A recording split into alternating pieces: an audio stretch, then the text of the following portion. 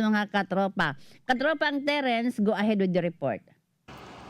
Mayoryang idinismiss ng House Committee on Justice ang dalawang impeachment complaints laban kay Pangulong Ferdinand R. Marcos Jr.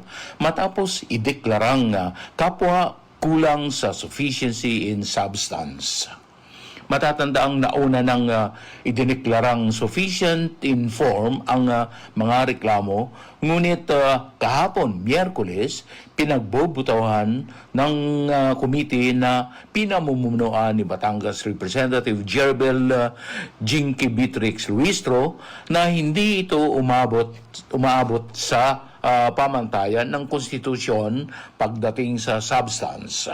Sa botong 42-1 at 3 abstentions, inaprubahan ang motion ni San Juan Representative Isabel Maria Zamora na ideklarang insufficient in substance ang reklamo ni Attorney Andre De Jesus.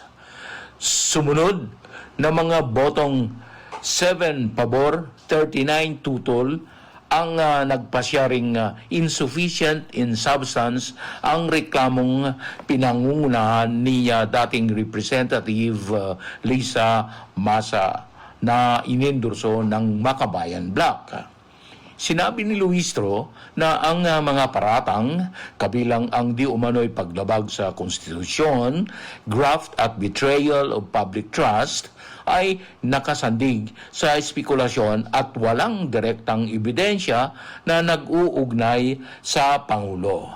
Sa desisyon ng komite, pinawi na rin ang dalawang impeachment complaint sa yugto ng sufficiency in substance.